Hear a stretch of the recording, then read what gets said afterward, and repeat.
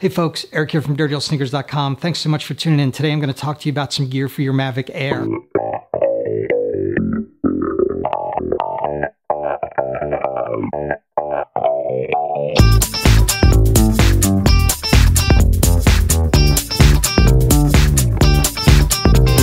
So first I want to thank Freewell for providing the gear. I didn't get paid for this, but they did send me the gear for free. And if you want 10% off on any of the gear that I'm going to be talking about today, click one of the links below. But below that are the links to my Amazon associate account. I get a couple of shekels from all the sales that you use through those links. So feel free to use either link that you want. So let's first talk about a landing pad. Now, I've been looking at landing pads for a while. I've been, toying with buying one, but I never actually went and got one. And there were a couple of reasons why I really think that I need one at this point. One is for protection.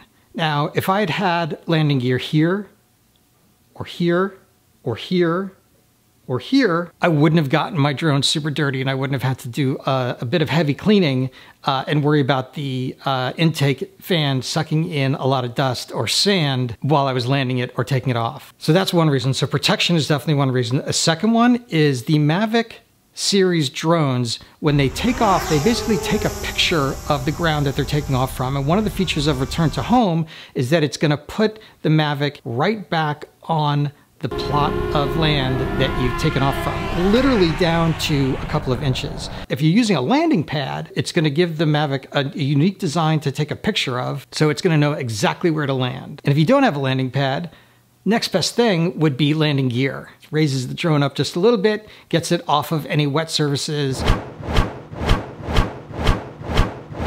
And then the ND filter set. Think about ND filters as sunglasses for your camera. Simply put, they lower the f-stop depending on which one you're using, either 2, 4, 6, or 8 stops, which basically means that you're decreasing the amount of light that is hitting the sensor, thereby giving you more dynamic range in the photo that you're taking, the photo or the video that you're taking. And what I really like about the set that Freewell sent me is that there are a couple of polarized filters. Now there's a neutral polarized filter and an ND polarized filter. And what this does, unbelievably, is takes out all of the sharp edges of water or the sun, and it would have been perfect for this video had I had one when I filmed it. And the last accessory I didn't know I needed until it was sent to me is the phone mount. Now check out the way that this thing connects to the remote control for the Mavic. This one is specific to the Mavic Air, but they do make one for the Mavic Pro series.